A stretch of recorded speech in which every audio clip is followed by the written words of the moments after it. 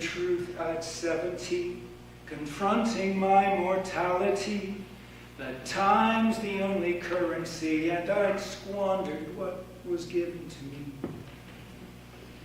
You think you just got started then, you've used up your 70, and all the years you planned to spend are gone, and now you see your end.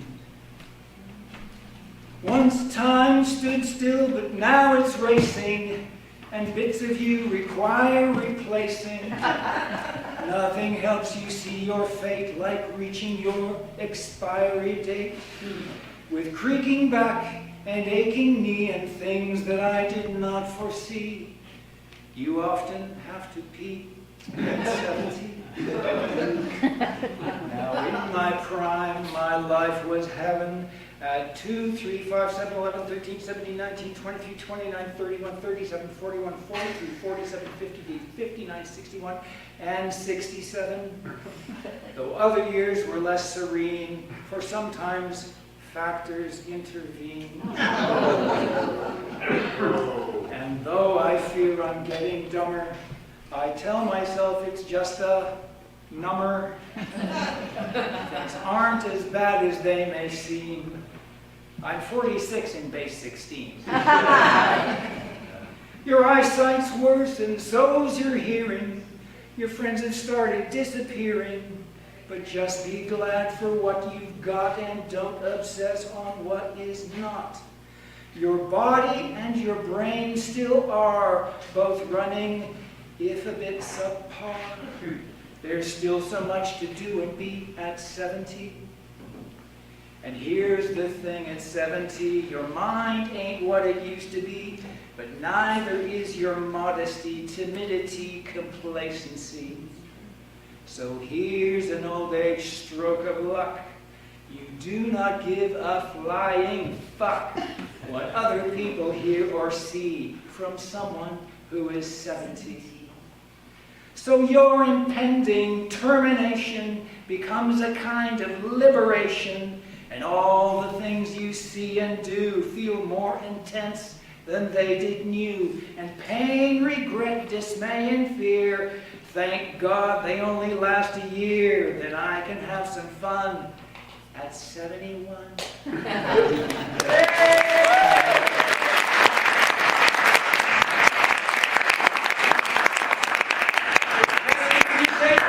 I was just going to say, okay. 1, 2, 3, 4. Strap on your boots and address your feet to those sequential steps with a brand new beat. Do the algorithm. Yeah, yeah, yeah, do the algorithm. I got a halting problem, baby. I don't know how to stop doing the algorithm.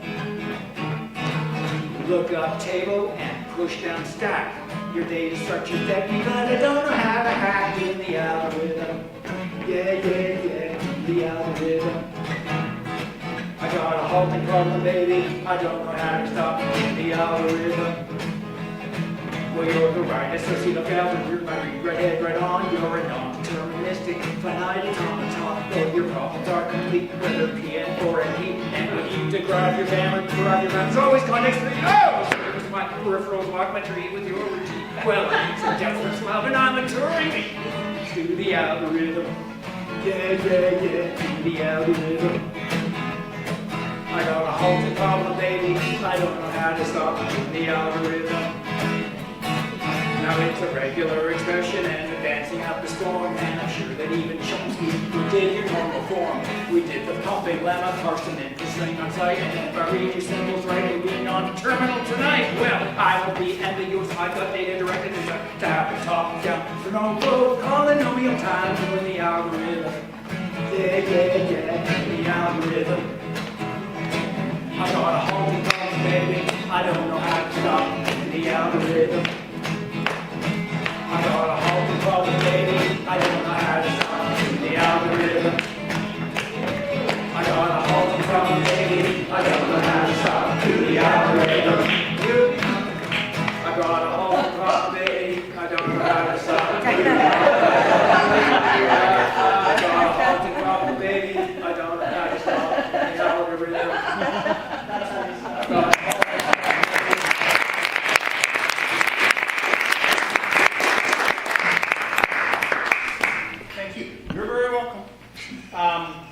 of the late 80s Fed Hall shows, Rod Curry was writing a song about donuts and didn't know how to finish it, and he asked me to help him, and I did, and Dear Alex sang it, and it was a wonderful hit.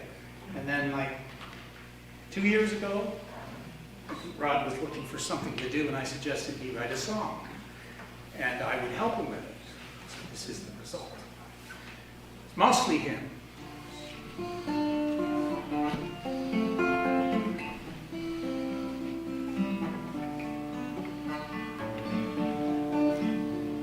Poutine, poutine, poutine, poutine, obsession of the true north, strong and free.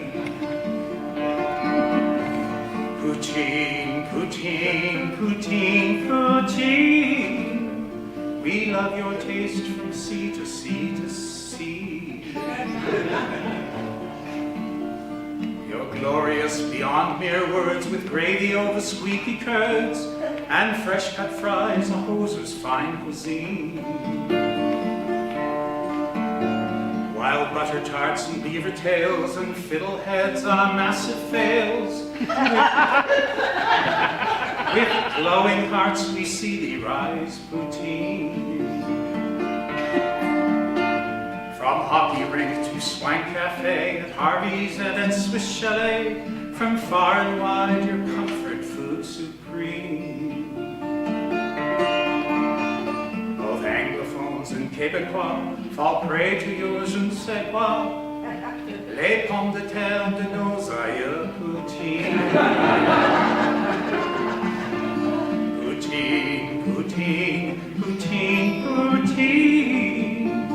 You took the path of true Canuck success.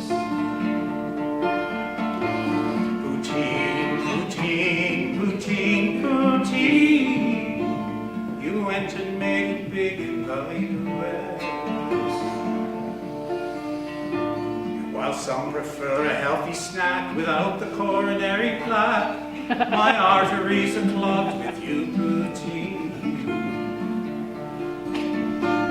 With every bite that I consume, my love for you has sealed my doom. You're gonna make my heart go boom, poutine. Poutine, poutine, poutine, poutine. Ambrosia from my home and native land. Poutine, poutine, poutine, poutine. True snack food love in all of us command.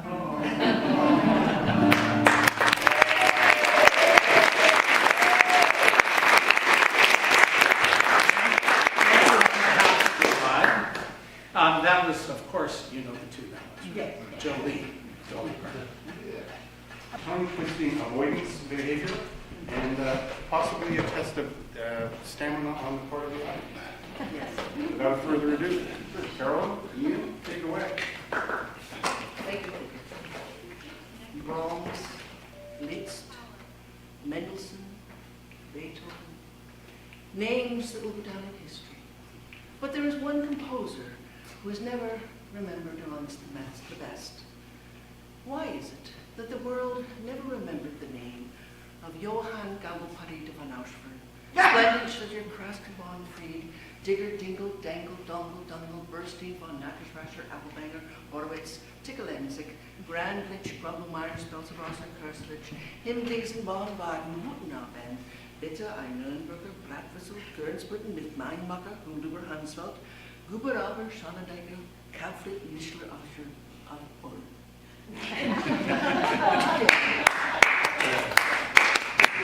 Today we have with us his only surviving relative, Karl Gambelputty de von Auschwitz, Splendid Schlitter, Kraskenbahn, Fried, Digger, Dingle, Dangle, Dongle, Dungle, Bernstein, von Nackersrascher, Appelbanger, Horowitz, Tickelensik, Grandlich, Grumbelmeyer, Spelzerwasser, Kerslitsch, Hinlesen, Baden-Baden, Huttenabend, Bitte, ein Nürnberger, Bratwissel, Görnsbrücken, mit Mainmacher, Lüber-Hansfeld, Guberauer, Schonendecker, Kauflit, Mittler, Auscher, of Holland. Sir, we're so happy to have you with us today. you could tell us about briefly, about your famous relative. Yes, I remember. Jembo Putty, the Von Aspen, Fleeting, Letters, Kraswerken, Fleeting, Gedangel, Dangle, Dorken, Split, Blit, Knacker,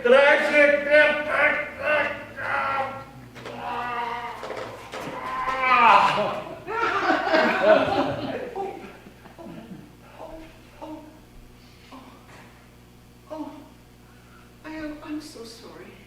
You paid such good money to come here today, and I really wanted to tell you all about this wonderful composer, Johann Gammelputty.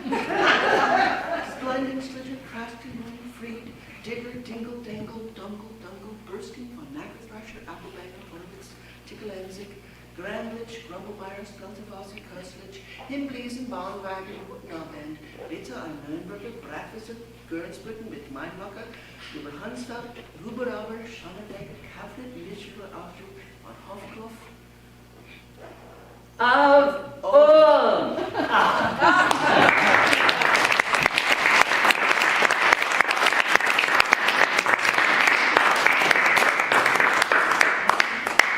Well, guy from home. Okay, next up, Brad. Oh, I'm off already. Yes, you are. Here we go. Okay, take it away.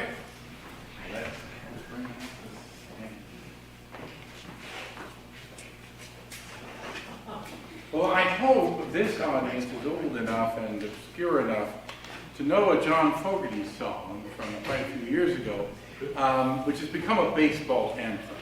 And hopefully you know which one that is.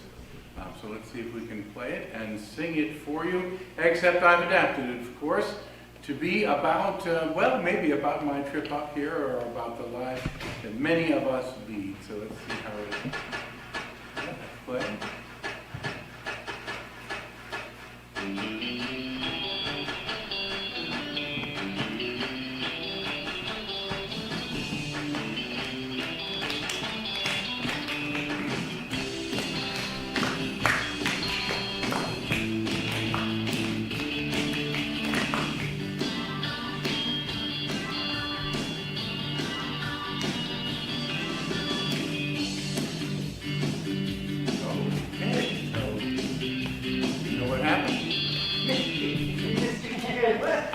I didn't miss my cue. I'll skip the intro for you now that you just got that fun experience.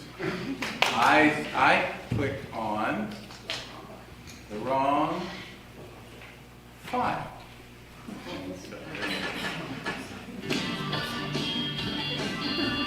This looks a little better. Well, I beat the lines, turned off my phone. The lounge was full today. Got my Nexus card, my flights I've never missed. 2-mile walk, then flying for home. Ate a $20 burger. #1 for an upgrade on the list. They put me in coach. I'm ready to pay today. Don't put me in coach. I'm wanting to fly the sky. Look at me, I can't be center seat.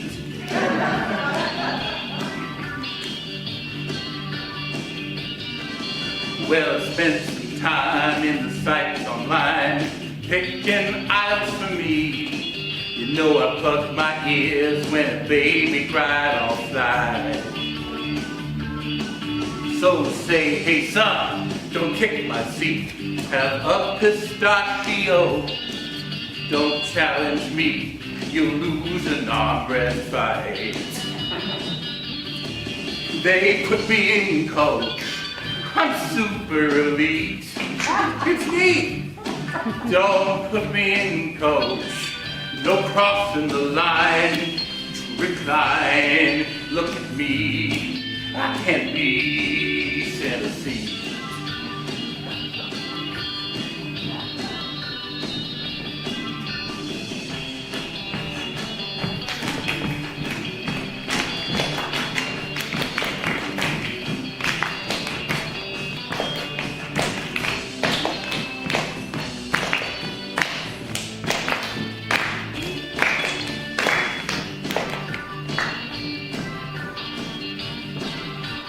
one.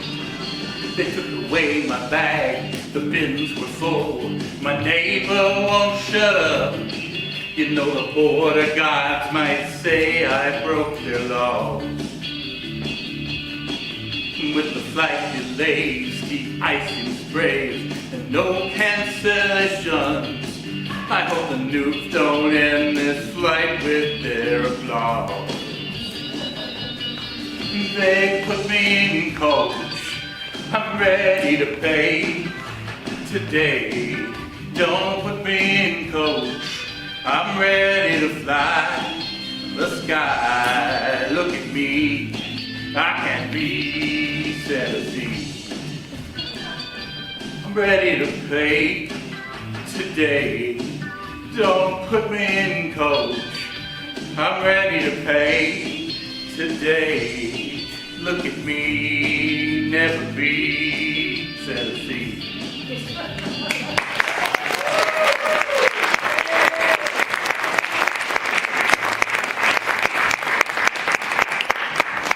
I can sense you all have felt my pain.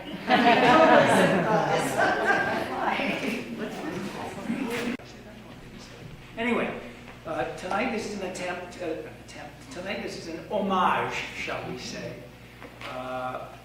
by doing a revival, as we will call it, of one of the great sketches of that time. Just give me a second. Suzanne, where are you? I'm right here. You're singing. Remember?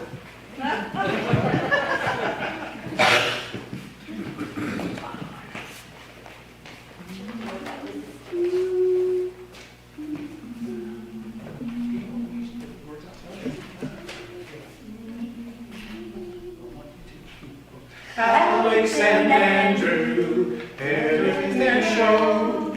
Each one's a man who we'd like to know.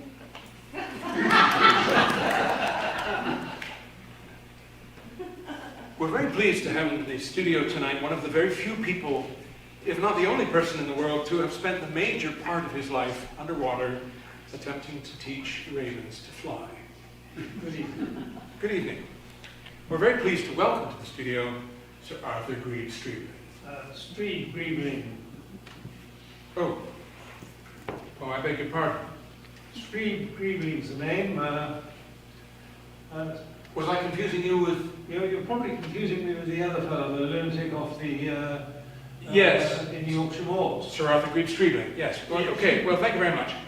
Streebling then. Yes. All right. Good evening. Good evening. Good evening. Hello, fans. Sir Arthur, could you tell us what first led you to this way of life? Teaching ravens to fly underwater. Yes. Well, it's very difficult to say what leads anyone to do anything. But I think it was back at a rather early age for me when I was a young nipper, and my mother, Lady Beryl Streebling, wonderful dancer, 107 tomorrow and still dancing. Well, she came up to me in the conservatory. I was pruning some walnuts at the time, and she said, "Arthur," I wasn't Sir Arthur at the time, I was just Arthur, and she said, "Arthur, if you don't get out of the house and do something, even if it's teaching ravens to fly underwater, I'm going to smash your bloody face off." And I think it was this that rather got my interest in the whole thing going. Right. So how old were you then? 47. I just majored an O-level in forestry, rather arduous, but I got through that and was casting around for something to do. So when did you actually strap your work? I have never, ever stratted my work. I can lay my hand on my heart, or indeed anybody else's heart, and say I have never stratted my work. Never, ever have I strapped it. What I think you might mean is, when did I start my work? Yes, I'm awfully sorry, I did make an error. When did you start your work?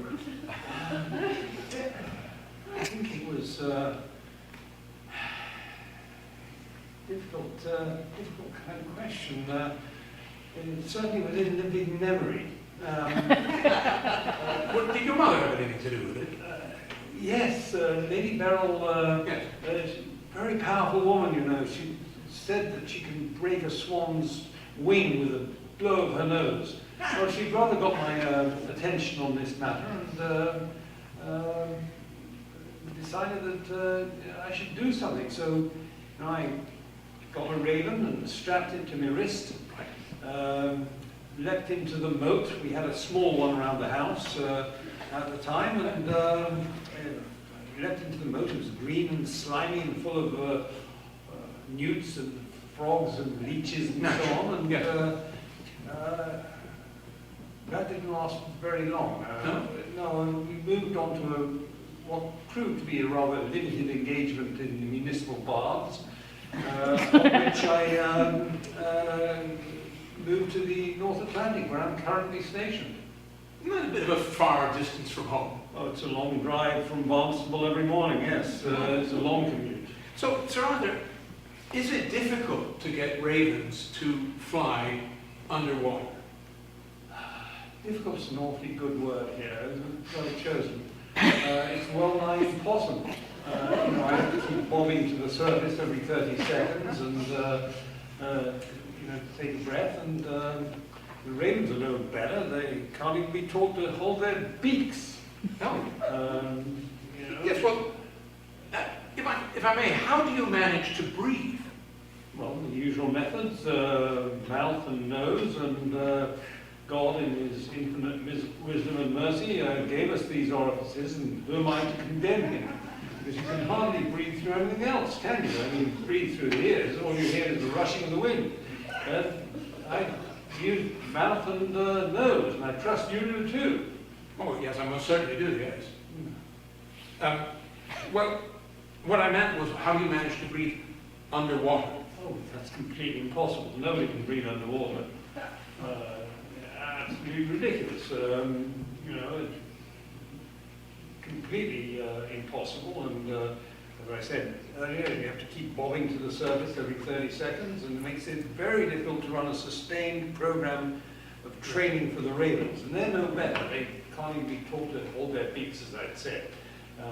You know, little feathery form is strapped to my wrist, and I say, "Fly, you devil, fly!" And they topple off my wrist after having taken a great faceful of water. And I suppose they drown, do they? they do. It's a catastrophic matter for them. They just topple off, and black feathery form spirals down into the watery depths of the deep.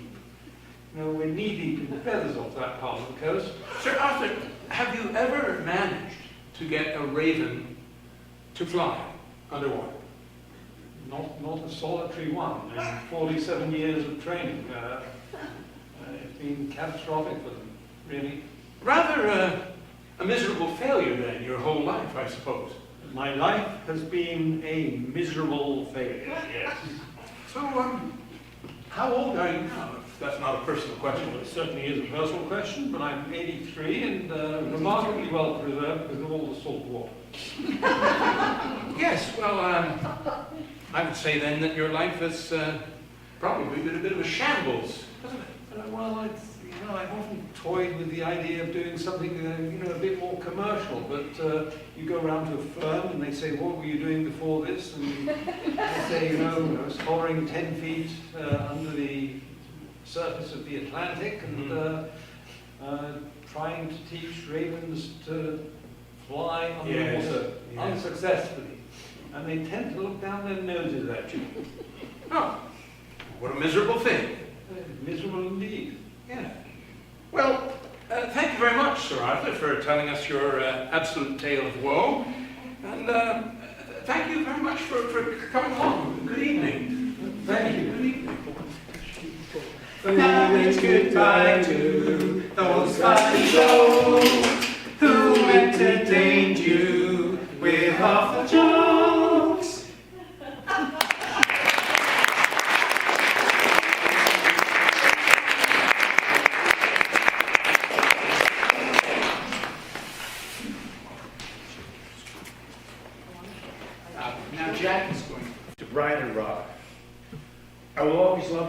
Dolly Parton cover.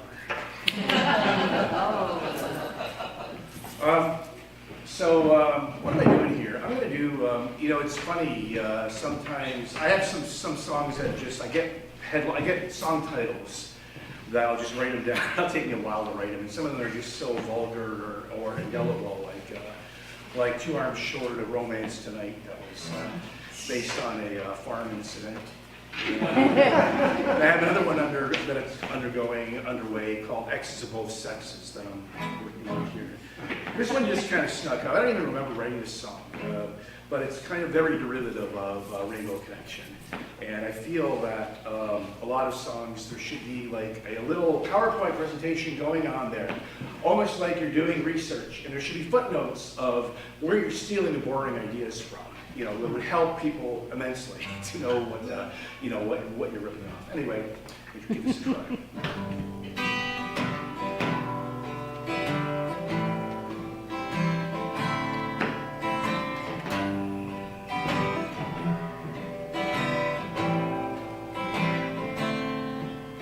I know you've been troubled. I know you can't sleep. I know there's so much on your mind. So that's why I bring you the song that I sing, an old-fashioned sweet lullaby.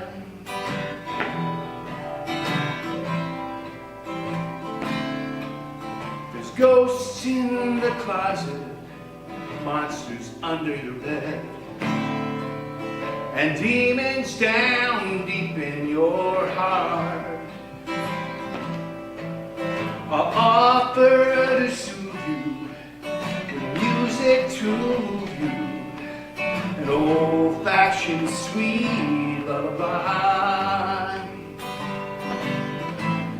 How long must we dangle as we try to untangle our complicated lives?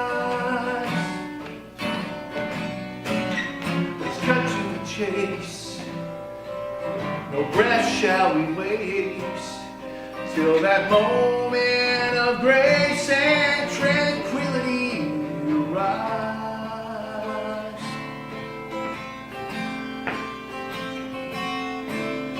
So here's a love letter with those strings attached. Its message so easily implied. It's a gift to be simple, so here is my gift, an old-fashioned sweet lullaby. How long must we dangle as we try to untangle our complicated lives? Let's cut to the chase. No breath shall we waste until a moment of grace and tranquility arrives.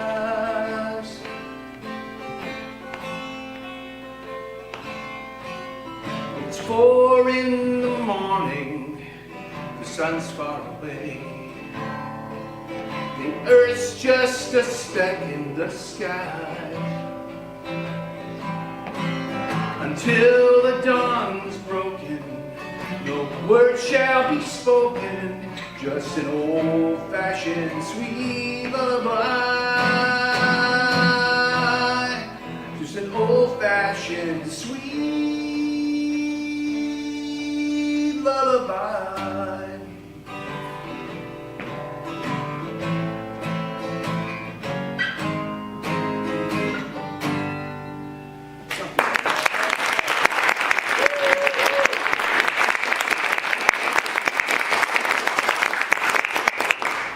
Thank you so much. I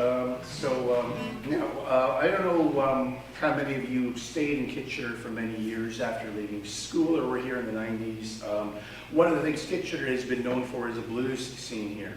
And there was an old club here called Pop the Gator, that had people like Mel Brown. There's a statue of somebody that looks nothing like Mel Brown outside there. It's supposed to be Mel Brown, but that's another story. And it was kind of a big spot in that. And I would go down there, and the music was great, but what's really interesting is you kind of go there, and there'd be, you kind of just sit, it was like bird watching. You'd see like about maybe 5, 6 guys a night there, and they'd be kind of going, you could kind of see them, they'd kind of be skulking around in there, and you know it's going to be ending badly. They'd kind of insert themselves in conversation and try to pick up people and that, and they'd fail, they'd walk away and that. And I found it endlessly amusing. And I wrote a song about that, and it goes something like this.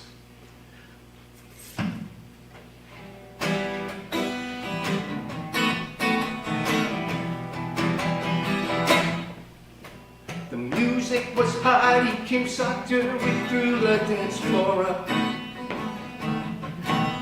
He was prowling around the room, just looking to score.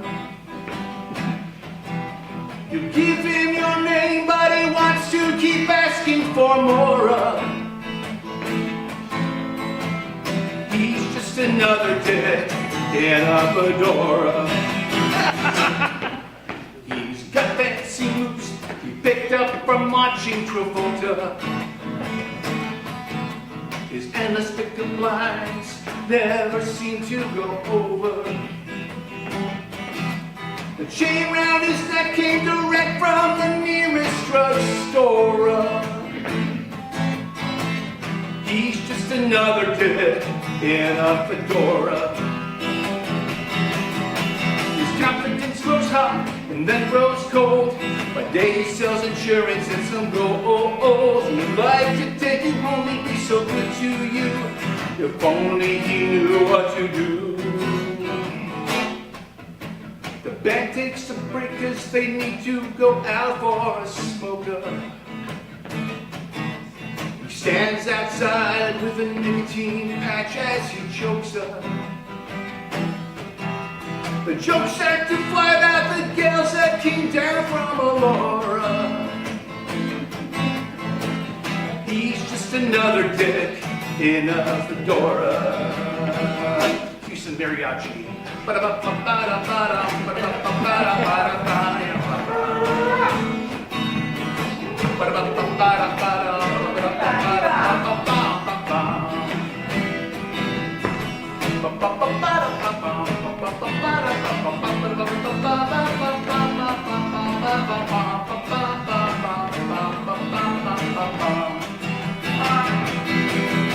He's really not a jerk, he's not like all the rest. He knows what women want because he knows what's best. But if you put him down, he'll put you on his list. Another man-hating feminist. The band comes back in to begin the last set of the night up. The blues guitar wails through the air like a rocket in flight up. We'll soon pass out or pick a fight with a goon at the door. He's just another dick in a fedora. He's just another dick in a fedora. He's just another dick in a fedora.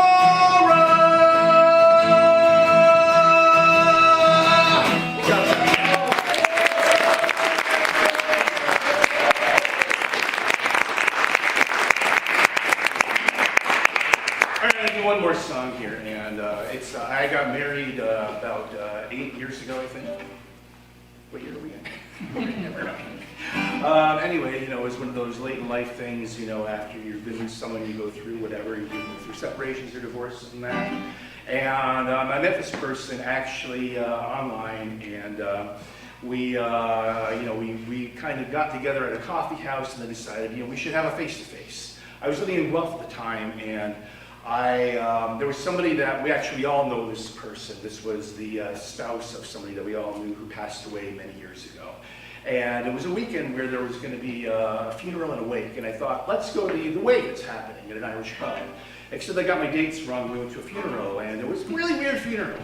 This person was kind of a very artistic spirit, not somebody who was very conservative, although he worked as a teacher at a Catholic school board. And from the funeral, you wouldn't know he had any kind of artistic life, which is a very odd kind of thing. So we went there and, you know, we kind of were looking at the awkwardness of the moment of that. We went to Arabesque, which is a place around the corner, and we had a conversation. And for some reason, we talked about medications. And it turned out we were on the same one. We were on a sort of this antidepressant, anti-anxiety, whatever medication. And I thought it was hilarious because you're talking about it. And you know, sometimes when you're on some of these, and this one has a very short half-life, and if you miss a dose the next day, you feel like a pneumatic drill going off in your head. So it's like, this is pretty handy. If you're over it, you can just go into the cupboard. So anyway, this song came about there. I used it as an engagement song and proposal, and that's called My Medication.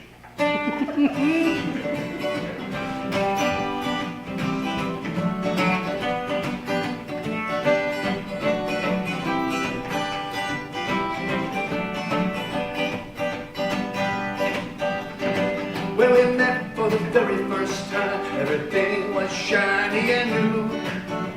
You told me your story and I told you mine, as we tried to decide what to do. Love is a journey, a long, slow climb. It takes years of complete dedication. But then the pieces all fell into place when I found you share my medication, my medication, my medication. Love is a journey, a long, slow climb. When I found you share my medication.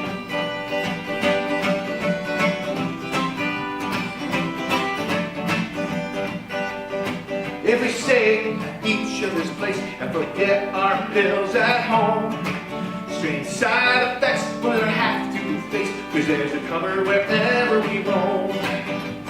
If we go travel to Kathmandu or some other exotic vacation, the guards at the border may search and pursue, but they'll never find my medication, my medication, my medication. We can go travel to Timbuktu, but they'll never find my medication.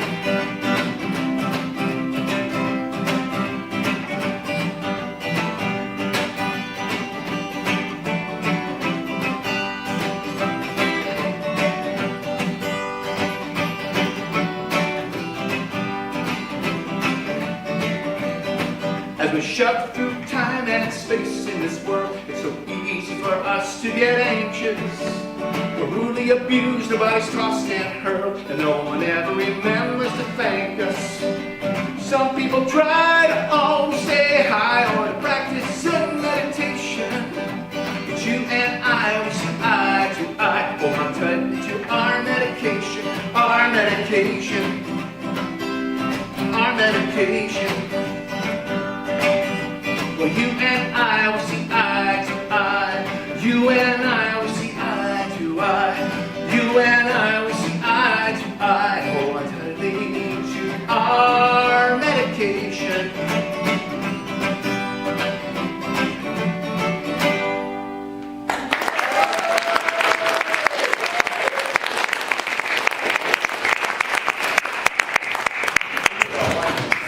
Now our second Monty Python derived sketch. We will take a moment to set up. Yes.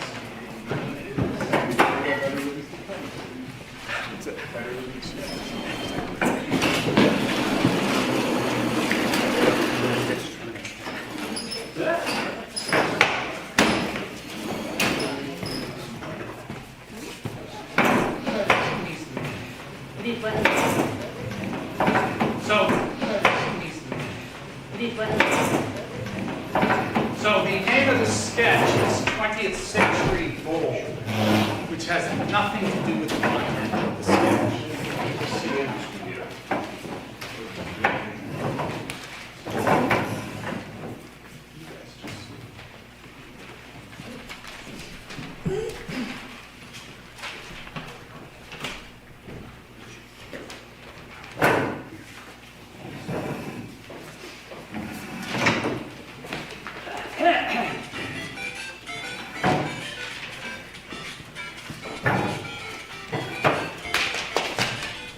to work.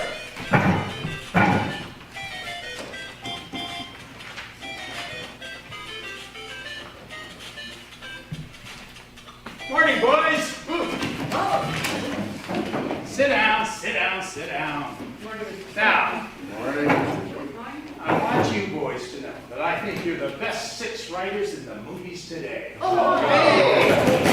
I want you to know I've come up with an idea for the next movie I'd like to produce, and I want you boys to write it.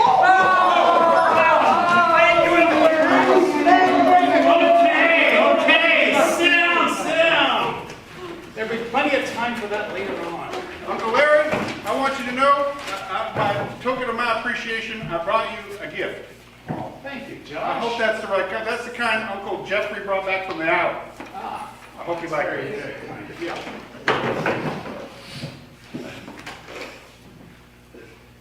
So, here's my idea. It's great! You like it, huh? Yeah. Do you like it? Oh, yes, I do. What do you like best about it? Well, you haven't told us what it is. What? No, I like what he likes. What do you like? I like what he likes. I like what he likes. I like what he likes. I really like what he likes. What do you like about it? I agree with all of them. Oh, good. Now we're getting somewhere. So, here's the beginning of the movie. I see snow. White snow. Colors. And in the snow, gentlemen, I see a tree. Yes. Wait, I'm not finished yet. And then beside the tree, I see a dog. And the dog goes up to the tree and he piddles off. Oh, no, that's good. Oh, that's so dang. No doubt. It's got riz. This is lit. It slaps. Oh, I like it. Yes, it's great. Yeah? Yeah. I promise, I like it.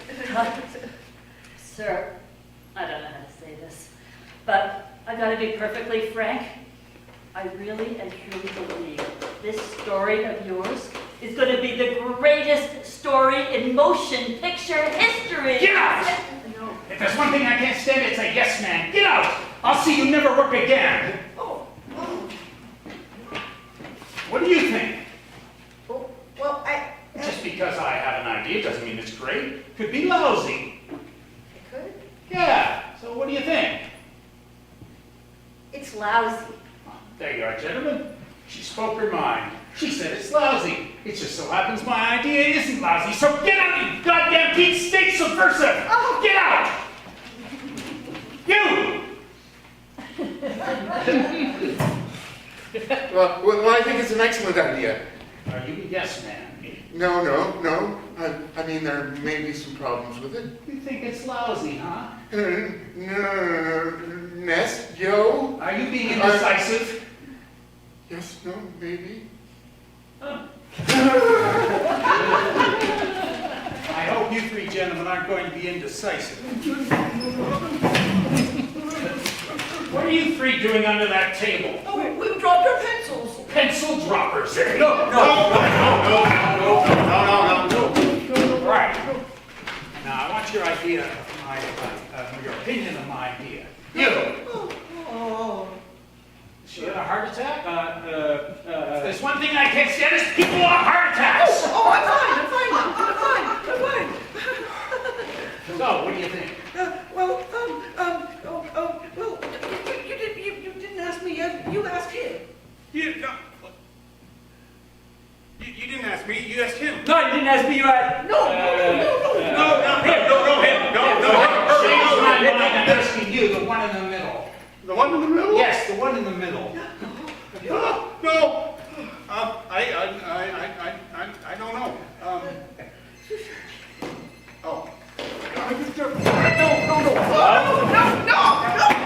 Yes, Vladimir. Look, I'm meeting right now. I'll have to get back to you. Just take. Oh! What the hell are you doing? I'm thinking. Get back in those seats and leave me alone.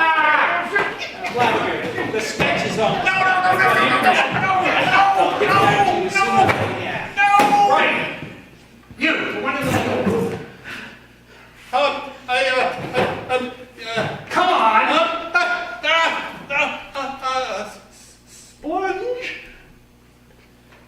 Did he say splunge? Yeah, splunge, yeah, splunge. What does splunge mean? Well, it means it's a great idea, but it might be lousy, and I'm not being indecisive. Good. Okay. You? Splunge! Okay. Splunge for me too. So all three of you think splunge, huh? Yeah. Well, now we're getting somewhere. Wait, a new angle. Oh, in the snow, instead of a tree, I see Tom Hanks. Oh, And instead of a dog, I see Meg Ryan.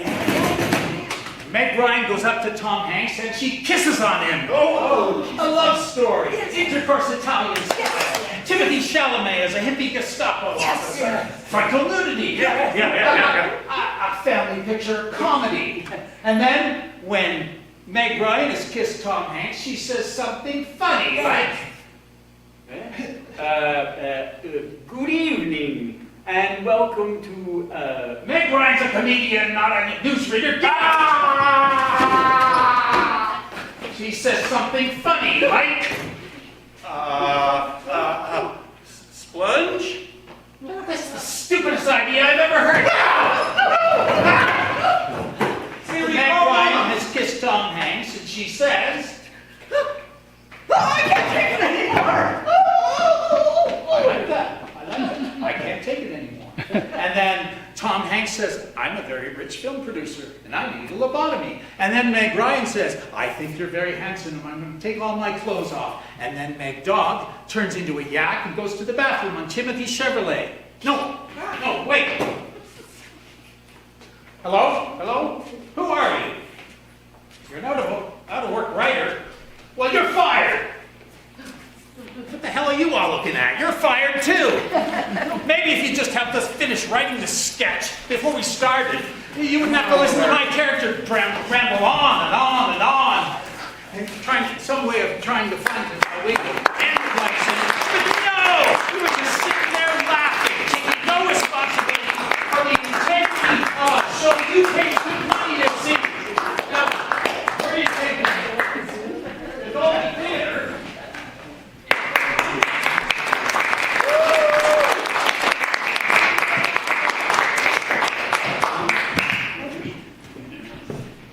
Intermission, everybody. You have to do proceeding task? Okay, I will say one thing. Okay, as long as we're wasting time. As long as we're wasting time, I just wanted, thank you. Delayed reaction. I just want to remind everyone, as I mentioned to the people who did the show here on Friday night, that the Tuditas, I haven't seen him for 4 years, but I just want to remember Martin Hunt. Martin Hunt was the fast person who played Pseudo-Moto in Fast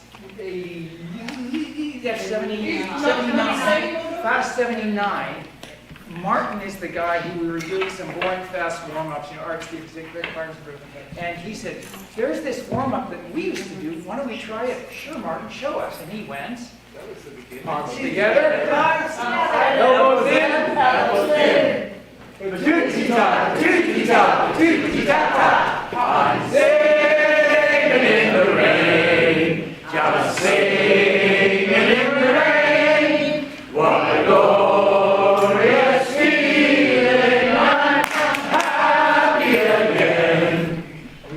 No, that's enough. We're getting old. Are we going to do proceeding task? Okay, I will say one thing. Okay, as long as we're wasting time. As long as we're wasting time, I just wanted to, thank you. Delayed reaction. I just want to remind everyone, as I mentioned to the people who did the show here on Friday night, that the Tuditas, I haven't seen him for 4 years, but I just want to remember Martin Hunt. Martin Hunt was the fast person who played Pseudo-Moto in Fast 79. Fast 79. Martin is the guy who we were doing some boring fast warm-ups, arts, and he said, there's this warm-up that we used to do. Why don't we try it? Sure, Martin, show us. And he went. That was the beginning. Arms together. Elbows in. Elbows in. Doody-ta, doody-ta, doody-ta-ta. I'm singing in the rain, just singing in the rain. What a glorious feeling, I'm happy again. No, that's enough. We're getting old. We filled the hat, so we filled the hat. Hey, we're just doing this. Without further ado, Mr. Stephen Howell. Mr. Stephen Howell.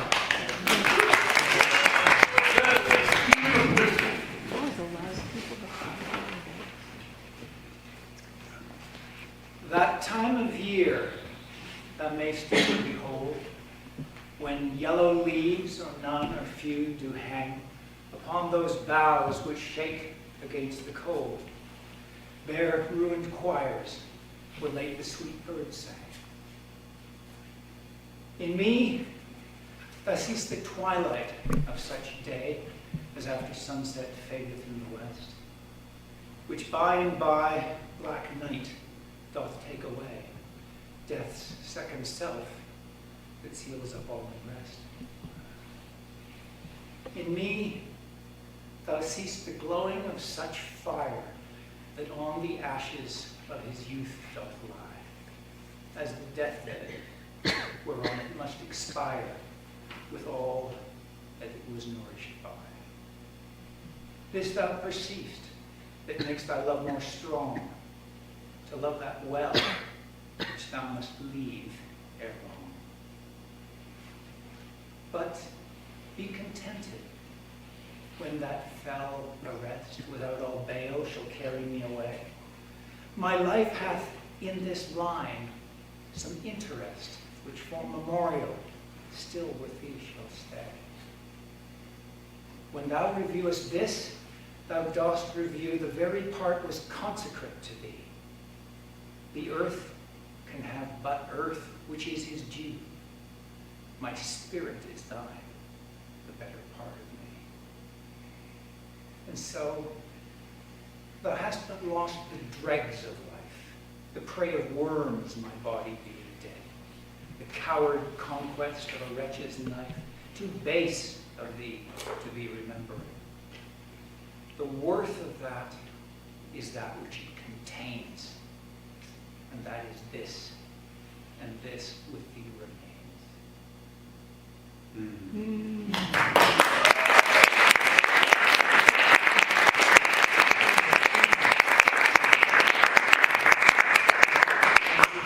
That was by an up-and-coming young English writer. I thought I'd do one more of his, but a slightly happier one. I was going to say, the second act is getting a bit dark. Yeah. We start dark, get darker, and that's the way to do it. Okay. When in disgrace with fortune in men's eyes, I all alone beweep my outcast state, and trouble deaf heaven with my bootless cries, and look upon myself and curse my fate, wishing me like to one more rich in hope, featured like him with friends possessed, desiring this man's art and that man's scope, with what I most enjoy, contented least. Yet, in these thoughts, myself almost despising, haply, I think on thee. And then my state, like to the lark at break of day arising from sullen earth, sings hymns at heaven's gate. For thy sweet love remembered such wealth brings, that then I scorn to change my state of kings.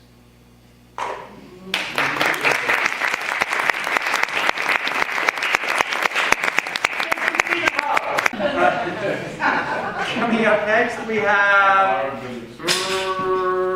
Ryan. Not yet, that other one, the other VR. Ryan. Thank you.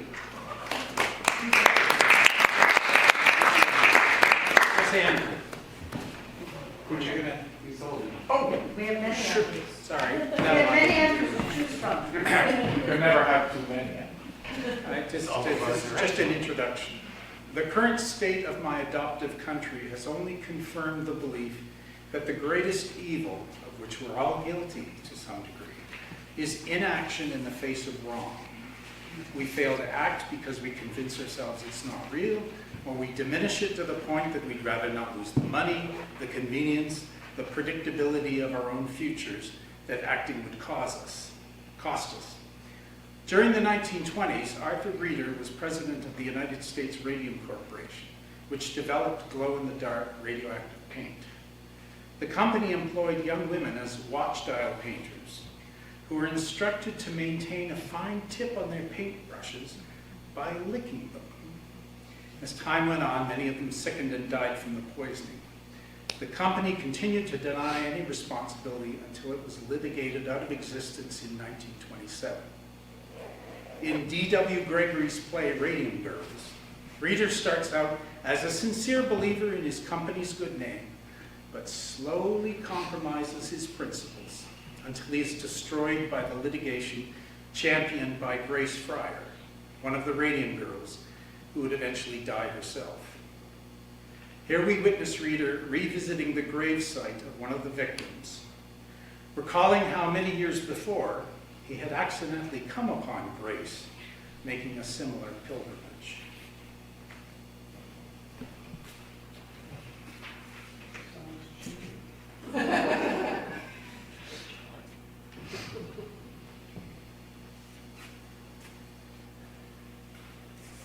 It was over here. This is where I saw her that last time. I stood there a long time.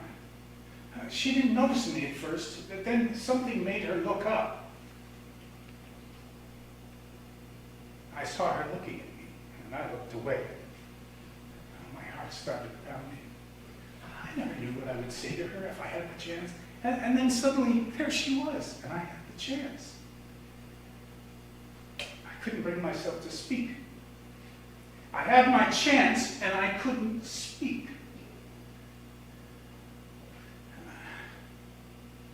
I think back on those days, and I try to think, how could it have happened?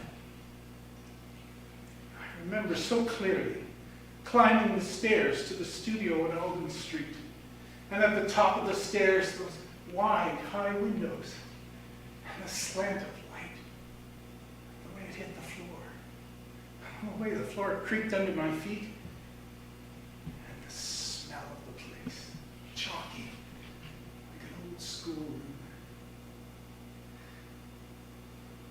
And all those girls, schoolgirls really, all bent to the task in their plain green smocks. Their delicate little hands moving so quickly. And no man could work the way those girls did. So careful, so fast. Those brushes flying from the dials to the paint, to the dials to their lips.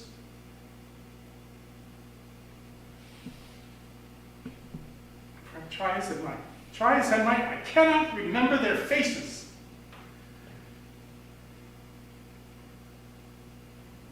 I never saw their faces.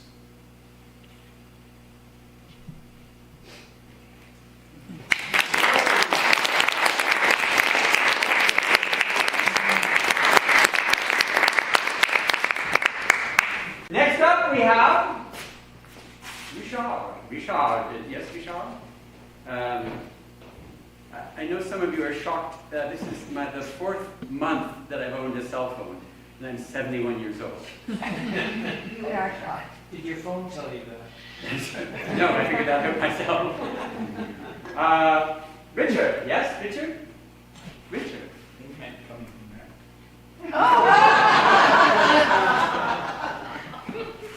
Do you need a chair, Master? Yes, please.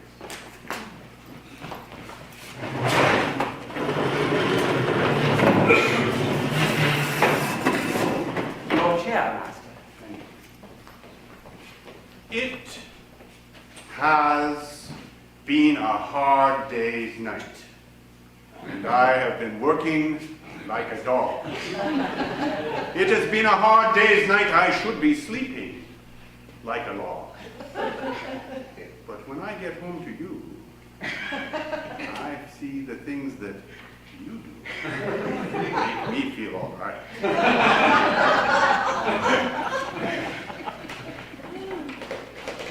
You know, I work all day to get you money to buy you things. But it's worth it just to hear you say you're going to give me everything. So why on earth should I moan? Because when I get you alone, you know, I feel okay. When I'm home, everything's going to be right. When I'm home, feeling you, holding me tight, tight, yeah.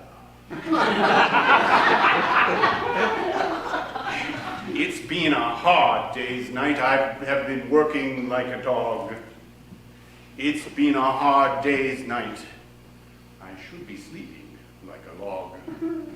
But when I get home to you, I find the things that you do make me feel all right.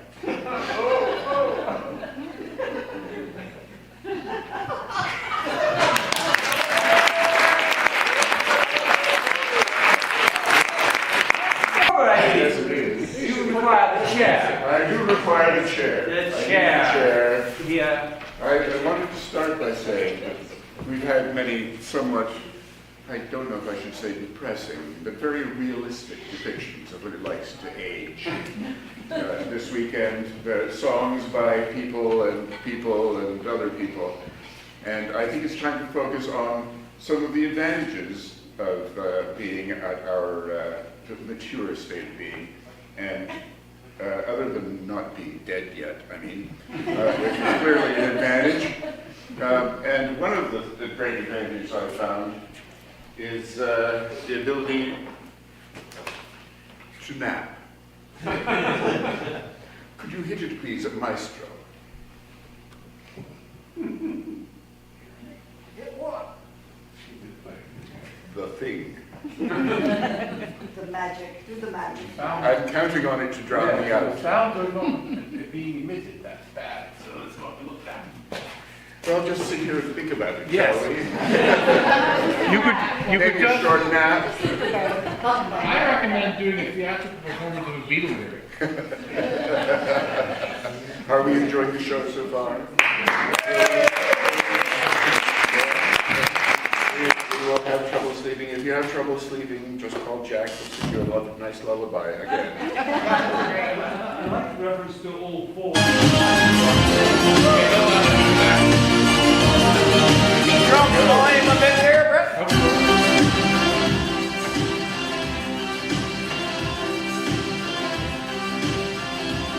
I think it's getting to be that time. We can nap if we want to. We can leave your friends behind. Because your friends don't nap, and if they don't nap, they'll be asleep by 9. I can sleep when I want to, on a bed or in a chair. Leave my jeans on the floor by the bedroom door, or just wear them. I don't care. I can nap. We can nap.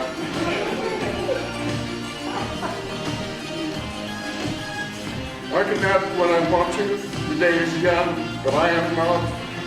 I can snooze in my briefs or whatever I please. Not give it a thought. Rest if I want to. If you don't, that's up to you. With the nap that I've had, it won't feel so bad when I wake at 2:30 a.m. I can nap. I can nap. Everything is under control. I can nap. I can nap. Sleeping is my only goal. Oh, we can nap. We can nap. Everybody grab some Z's. We can nap. We can nap. Doing it whenever we please. It's safe to nap. It's good to nap. It's wise to nap. It's okay to nap. I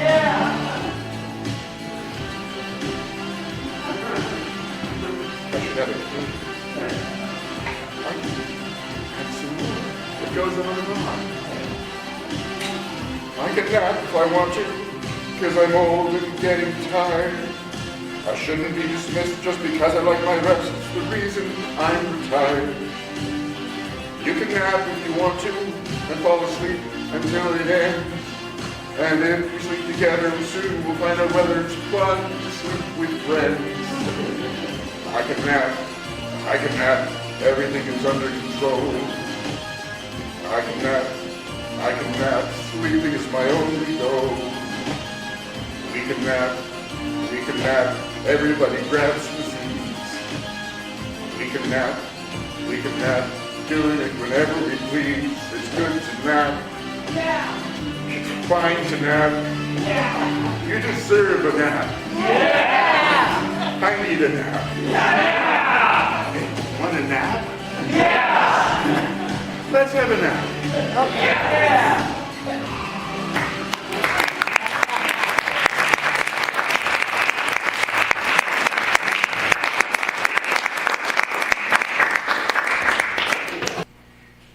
Next, Carolyn Odecki, formerly known as Carolyn Dole.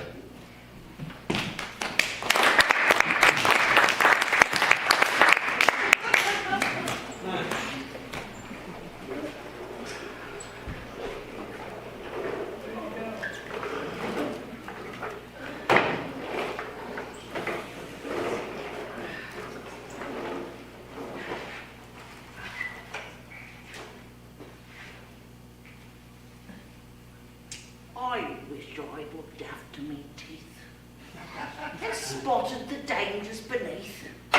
All the toffees I chewed and the sweet sticky food. Oh, I wish I'd looked after me teeth.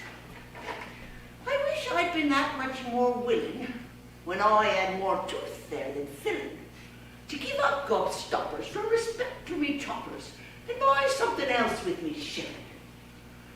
When I think of the lollies I licked, and the licorice all sorts I picked, sherbet dabs big and little, oh, that hard peanut brittle, why, me conscience gets horribly pricked. Me mother, she told me no end, if you've got a tooth, you've a friend. Oh, but I was young then and careless. My toothbrush was hairless. I never had much time to spend. Oh, I showed them the toothpaste all right. I waved it about late at night, but up and down brushing and poking and fussing never seemed worth the time. I could bite. If I'd known I was paving the way to cavities, caps, and decay, the murder of fillings, injections, and drillings, I'd have thrown all me sherbet away. Now I sit in the old dentist's chair, and I gaze up his nose in despair, and his drill it do whine in these molars of mine, to amalgam and say for in there. Oh, how I laughed at my mother's false teeth, as they foamed in the waters beneath. But now comes the reckoning, it's me they are beckoning. Oh, I wish I'd looked after me teeth.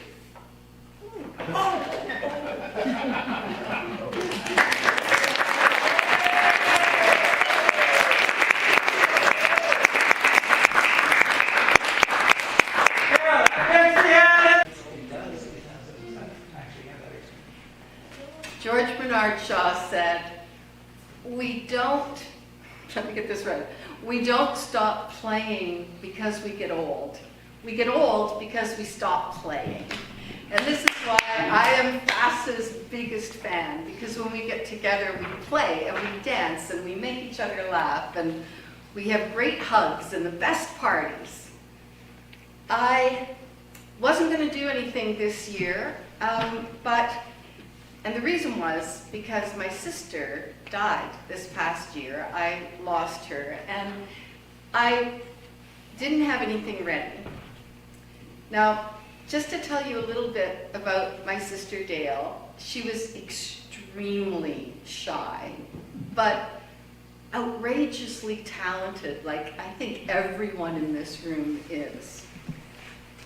She was a demon knitter, and I'm wearing one of her pieces, and Elizabeth is wearing one of her pieces, and there are many more in my home. She was a master musician from the bagpipes to, she was a choir conductor and played the organ and like Steve, you know, could just transpose on a whim. She was a keen historian, and she celebrated family events with these epic milestone parties. Now, in my sister Shina's, her favorite place on the planet was this little cabin that she and her husband had built that was off-grid. They called it the camp. And they had a great love. It was just wonderful. And when she lost him 20 years ago, it stopped her cold. So in thinking about her and thinking about what was coming up this weekend, I remembered Ian's presentation from a couple of years ago. And I thought, yeah, I really want to do this. And I called Brian, who graciously just supported the whole idea. So we get to sing to you tonight a parody that I wrote to Leonard Cohen's Show Me the Place. And this parody that I wrote is called Show Me the Dale. And I looked up the definition of the word dale. And a dale is a place. It's a valley or dip that is often rich and protected. Some think of dales as hidden jewels, or even sanctuaries. And she was that to me. She was that to many people. Just like FASSed. FASSed is a sanctuary. FASSed is another home. So I, with apologies to Leonard Cohen, will sing you this little tribute that I wrote to my sister. Thank you for your time.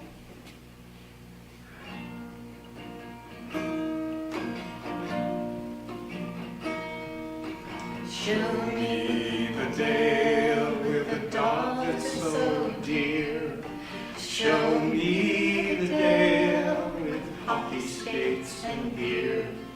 Show me the dale where there's harmony by ear.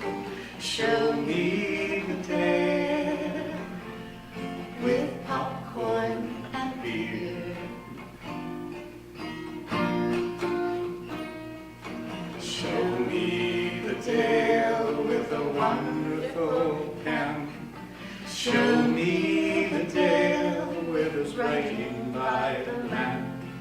Show me the dale with knitting in hand. Show me the dale piping over her land. Till troubles came, she lay down and cried. But the light in her heart never died. Death can't part true love so fair. Just like Atlantis, Jamie and Claire. Show me the tale that marks this milestone. Show me the dale that feels like home. Show me the dale that stands alone. Show me the dale that we call our own.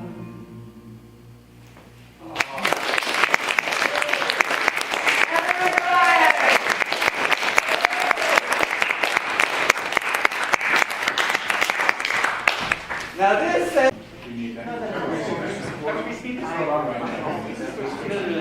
Okay, I need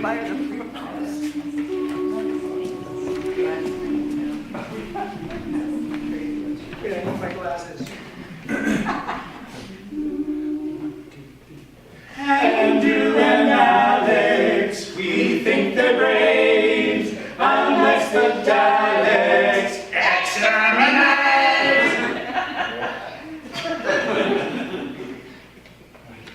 Good evening. Good evening. Good evening.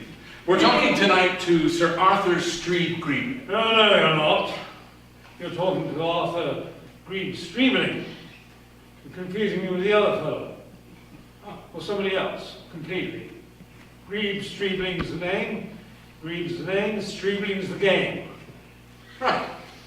Sorry, I'd like to ask you something about this very unique restaurant, the Frog and Peach. Certainly. What would you like to know? Well, it seems like a good opportunity to speak to you about that. It does, doesn't it? What with your being here and my being here, it seems like a wonderful opportunity. Yes. Seize it! Seize it! Yes, I certainly will. How did the idea of the Frog and Peach come to you? It came to me in the bath.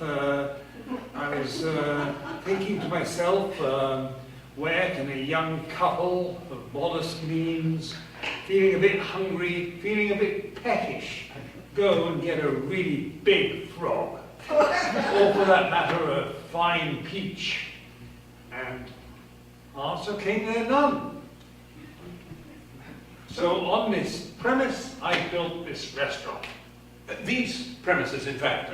These very premises. So how long ago did you start this venture? I think within living memory. Shortly after World War II, I think. Ghastly business, remember that? Yes. I was completely against it. I think we all were. But I wrote a letter. Getting back to the Frog and Peach. Ah, yes, the old F&P, yes. Yes. How has business been? Well, I can answer that in two parts. Business hasn't been, and there hasn't been any business. It's been rather a lean time for us at the old F&P for the past 45 years. Yeah.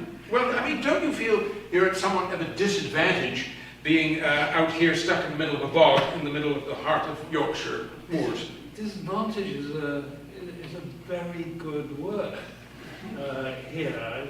I mean, at the beginning I had considered all the pros and cons, and rightly or wrongly, or perhaps both, I concluded that the British public was crying out for a restaurant without a parking problem.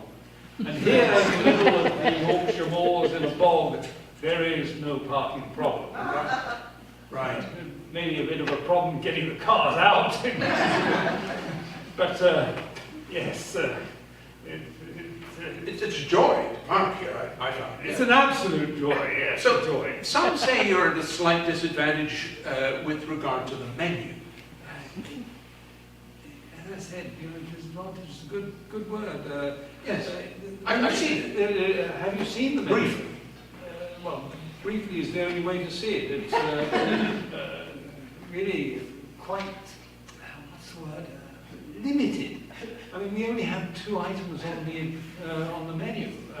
First of all, there's frog à la pêche, where a freshly roasted frog is brought to your table by the waiter, big peach stuffed in its mouth, and it's Covered in... covered in boiling Cointreau. Oh, yes, okay. And the only alternative to that is pêche à la frog. And once again, it's served to you tableside by the waiter covered in boiling Cointreau. The waiter? Very often, yes. But we've made it a strict policy now, very heavily enforced, that one should point the Cointreau at the peach and not at the waiter.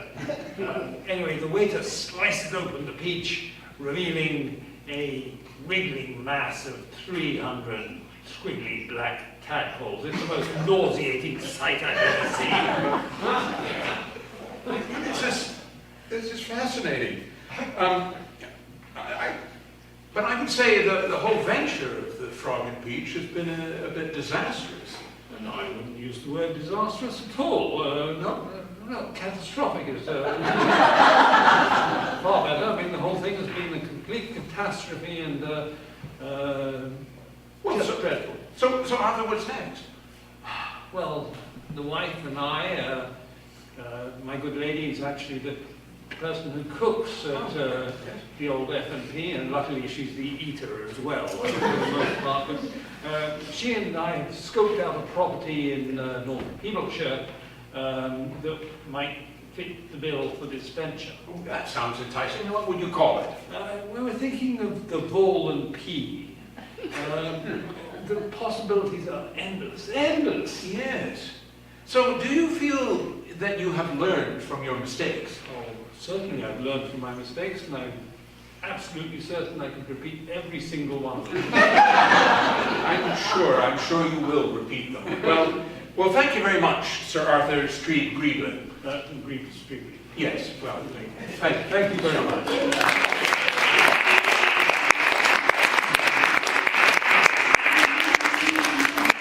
Andrew and Alex, we stop this song, one more rendition, and now we're gone.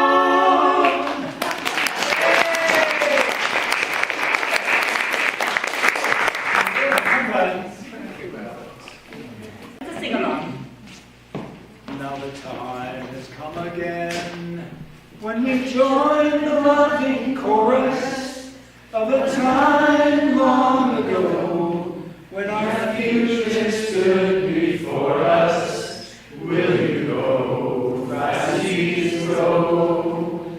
And we'll all sing together, playing while we have time, sheltered from the stormy weather. Will you go, FASSed go? As the winter draws near, and the paths begin to sing, are our memories as clear of the time we spent in Eden. Will you go, FASSed go? And we'll all sing together, playing while we have time, sheltered from the stormy weather. Will you go, FASSed go? And one day when we are gone, there will surely be some others sharing their precious time with their sisters and their brothers. Will you go, FASSed go? And they'll all sing together, playing while they have time, sheltered from the stormy weather. Will they go, FASSed go?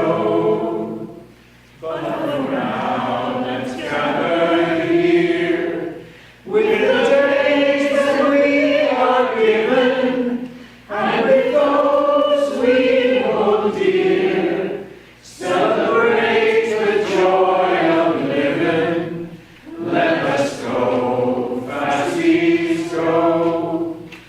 And we'll all sing together, playing while we have time, sheltered from the stormy weather.